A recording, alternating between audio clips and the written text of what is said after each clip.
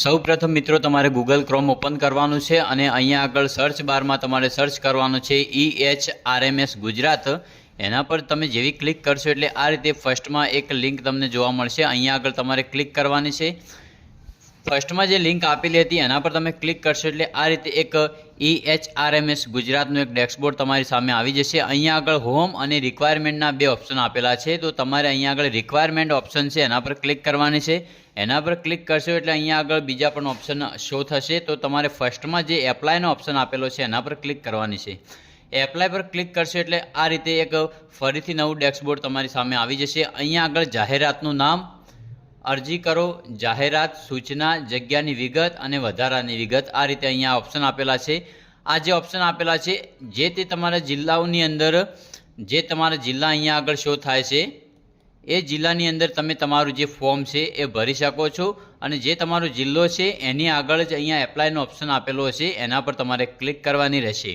તો જે તે તમારો જિલ્લો તમારે પસંદ કરી લેવાનો છે અને એની બાજુમાં જે એપ્લાયનો ઓપ્શન આપેલો છે એના પર તમારે ક્લિક કરવાની છે। એપ્લાય પર ક્લિક કરશો એટલે ફરીથી એક નવું પેજ તમારી સામે આ રીતે કન્સેન્ટ ફોર્મનું આવી જશે। અહીંયા આગળ તમારે સ્ક્રોલ કરીને નીચે જવાનું છે અને અહીંયા આગળ આઈ એગ્રી પર તમારે ક્લિક કરવાની છે। આઈ એગ્રી પર ક્લિક કરશો એટલે અહીંયા આગળ રજિસ્ટ્રેશન ફોર્મ તમારી સામે આવી જશે।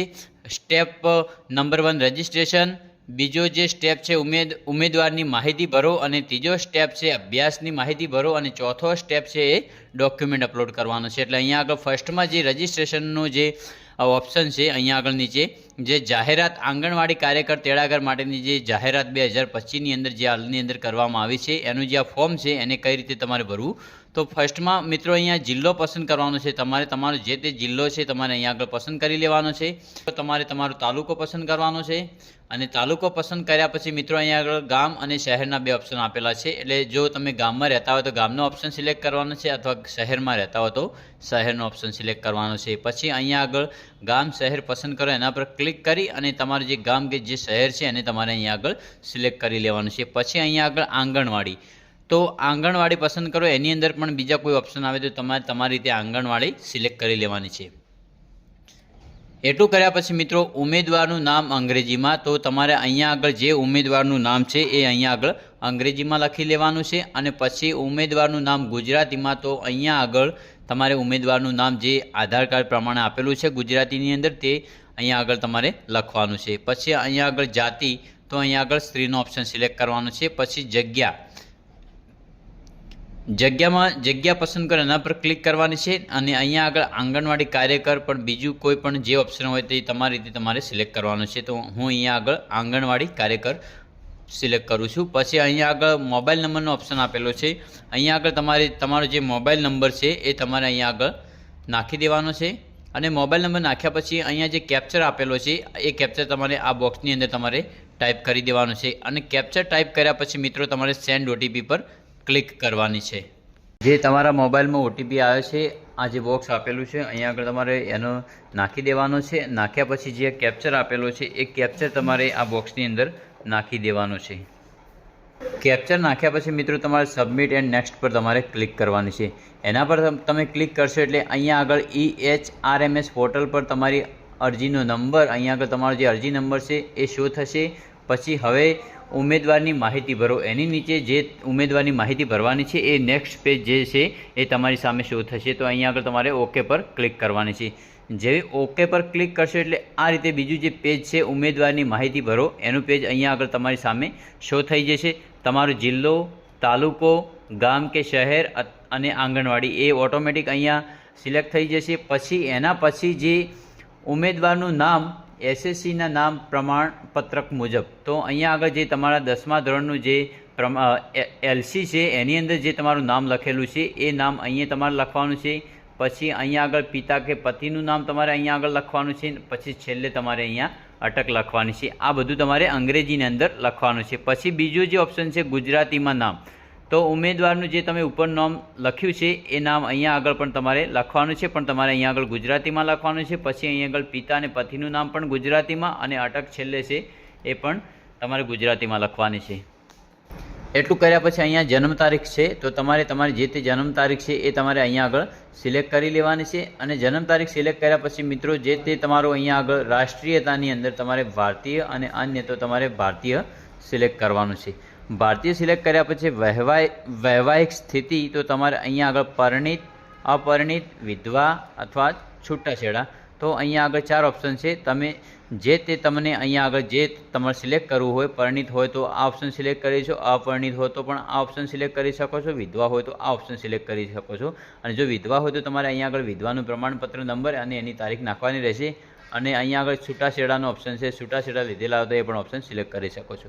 તો અહીંયા આગળ હું પરિણીતનો ઓપ્શન સિલેક્ટ કરું છું. એના નીચે જાતિનો ઓપ્શન છે જનરલ, SC, ST, ABC એટલે કે OBC અને આર્થિક પછાત.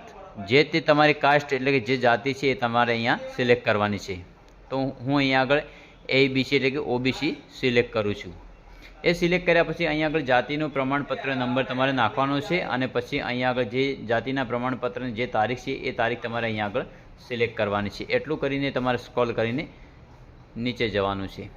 નીચે જશો એટલે અહીંયા આગળ મામલતદાર શ્રીના પ્રમાણપત્રમાં દર્શાવેલ મુજબનું સરનામું એટલે જે મામલતદારનું જે પ્રમાણપત્ર આપેલું છે તમને, જે જાતિનો દાખલો હોય, તમારે અહીંયા આગળ જિલ્લો, તાલુકો અને જે તમારું ગામ છે અહીંયા આગળ સિલેક્ટ કરી લેવાનું છે. જિલ્લો અને તાલુકો ઓટોમેટિક સિલેક્ટ થશે. તમારું જે ગામ છે તમારે સિલેક્ટ કરવાનું રહેશે. પછી જે તમારા એરિયાનો પિનકોડ નંબર છે એ પિનકોડ નંબર તમારે નાખી દેવાનો છે. અને પિનકોડ નંબર નાખ્યા પછી પ્રમાણપત્રમાં જે તારીખ આપેલી છે એ તારીખ તમારે અહીંયા આગળ સિલેક્ટ કરવાની છે. તારીખ સિલેક્ટ કરશો એટલે અહીંયા આગળ જુઓ નોંધ આપેલી છે, મામલતદાર શ્રીનું રહેવાસી હોવાનું અંગેનું પ્રમાણપત્ર તારીખ 28/2/25 થી 30/8/25 સુધી ઇસ્યુ કરાયેલું માન્ય રહેશે. આટલા ટાઈમની અંદર જ જો તમે આ જે મામલતદાર શ્રીનું જે રહેવાસીનો જે દાખલો છે એટલે કે પ્રમાણપત્ર છે એને તમે જો એમના જોડે એપ્લાય કરાયું છે તો આટલા ટાઈમ માટે જ આ માન્ય રહેશે. એટલું કર્યા પછી અહીંયા આગળ મોબાઈલ નંબર, તો તમારો જે મોબાઈલ નંબર છે અહીંયા આગળ ઓટોમેટિક શો થશે. પછી એના બાજુની અંદર પત્ર વ્યવહાર માટેનું સરનામું, તમારું જે પત્ર વ્યવહાર માટેનું સરનામું છે એ આધાર કાર્ડની પાછળ આપેલું છે એ તમારે અહીંયા આગળ તમારું સરનામું નાખી દેવાનું છે. પછી તમારો જે જિલ્લો છે એ જિલ્લો તમારે અહીંયા આગળ પસંદ કરવાનો છે. અને જિલ્લો પસંદ કર્યા પછી ફરીથી એની નીચે જે તાલુકાનો ઓપ્શન છે ત્યાં આગળ તાલુકો અને પછી ગામ કે શહેરનો ઓપ્શન છે. અહીંયા આગળ જો ગામ હોય તો ગામ અને શહેર હોય તો શહેર તમારે અહીંયા આગળ સિલેક્ટ કરી લેવાનું છે. એટલું કર્યા પછી તમારા જે તાલુકો, ગામ અને જે જિલ્લો છે એનો જે પિનકોડ લાગે છે એ પિનકોડ અહીંયા આગળ તમારે નાખવાનું છે. પિનકોડ નાખ્યા પછી ઈમેલ એડ્રેસ, તો અહીંયા આગળ ઈમેલ એડ્રેસ તમે જો નાખવા માગતા હો તો નાખી શકો છો અથવા એને છોડી પણ શકો છો. એટલું કર્યા પછી મિત્રો તમારે સ્ક્રોલ કરીને નીચે જવાનું છે. એક્સપિરિયન્સ ડિટેલ આપેલી છે. ઉમેદવાર હાલ અરજી કરવાની આંગણવાડીમાં તેડાગર તરીકે કાર્યરત છે અને 10 વર્ષનો અનુભવ ધરાવે છે તથા ભરતી અગ્રતાનો લાભ લેવા માગે છે. એની નીચે હા નામાં 2 ઓપ્શન આપેલા છે. અહીંયા જો હાનો ઓપ્શન તમે સિલેક્ટ કરશો તો અહીંયા આગળ હોદ્દો તેડાગર, એની બાજુમાં જે ઓપ્શન આપેલો છે માનવ સેવામાં જોડાયા એની તારીખ તમારે અહીંયા સિલેક્ટ કરવાની છે. પછી અહીંયા આગળ આંગણવાડી કેન્દ્રનું નામ શું થશે, તેડાગર તરીકેનો EHRMS મુજબનો એપ્લાય કોડ અહીંયા નાખવાનો છે. અને પછી ઓરિએન્ટેશન તાલીમ યસ નોમાં તમારે અહીંયા સિલેક્ટ કરવાનું છે. તો અહીંયા આગળ હું નાનો ઓપ્શન સિલેક્ટ કરું છું. પછી એના નીચે હું જાહેર કરું છું કે આ ભરતીમાં સમાવિષ્ટ જગ્યા પર મારી ઉમેદવારી બદલ એક જ આંગણવાડી કેન્દ્રમાં આંગણવાડી કાર્યકર તેડાગર એક જ કુટુંબના સભ્ય, સાસુ, દેરાણી, જેઠાણી, 2 બહેનો, નણંદ, ભાભી થશે તેવી પરિસ્થિતિ બનતી નથી. અહીંયા યસ કરવાનું છે. બીજા ઓપ્શનમાં પણ અહીંયા આગળ તમારે યસ કરી લેવાનું છે કે આ જે વિગતો ભરી એની અંદર હું સંમત છું. તો અહીંયા આગળ તમારે રાઈટ ક્લિક કરવાની છે અને પછી સબમિટ એન્ડ નેક્સ્ટ પર તમારે ક્લિક કરવાની છે. પછી સબમિટ કરશો એટલે આ રીતે તમારી સામે જો એક નવો ઇન્ટરફેસ આવશે. ઉમેદવારની માહિતી સ્વીકાર થઈ ગયેલ છે, હવે શૈક્ષણિક વિગતો અને જરૂરી ડોક્યુમેન્ટ અપલોડ કરો. એટલે તમારે અહીંયા ઓકે પર ક્લિક કરવાની છે એટલે નવું પેજ તમારી સામે આવી જશે.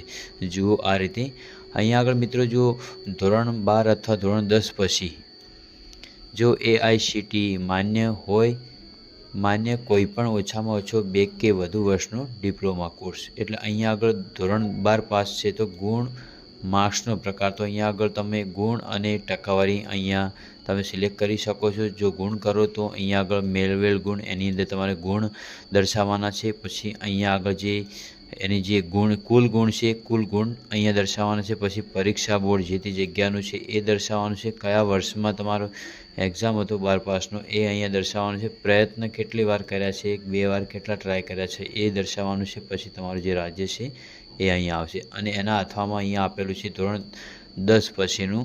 તો અહીંયા આગળ જે તમે ડિપ્લોમા જે કોર્સ કર્યો છે એનો અભ્યાસનું નામ અહીંયા દર્શાવવાનું છે. પછી અભ્યાસનો પ્રકાર કયા સેમેસ્ટરમાં સેમેસ્ટર હતું કે યર હતું જે હતું એ તમારે દર્શાવવાનું છે. પછી વર્ષ દર્શાવવાનું છે. બોર્ડ યુનિવર્સિટી દર્શાવવાની છે. પછી વર્ષ અહીંયા આગળ અને અહીંયા આગળ રાજ્ય. પછી મિત્રો એની નીચે જે છે એ અહીંયા આગળ અભ્યાસ 12મા ધોરણ પાસ પછીનું ઓછામાં ઓછા 2 વર્ષનો કોઈપણ diploma course, pre PTC, BEd pass અથવા સ્નાતક કોર્સ જે તે કોર્સ હોય એ કોર્સ તમારે અહીંયા આગળ દર્શાવવાનો છે. ધારો કે તમે 12 પાસ પછી જે તે કોર્સ કર્યો છે તો એ સિલેક્ટ કરવાનું છે અને પછી એનો અભ્યાસ કયો ફર્સ્ટ યર, થર્ડ યર યા લાસ્ટ યર, કયું સેમેસ્ટર હતું કે પછી યર હતું એ તમારે અહીંયા આગળ દર્શાવવાનું છે.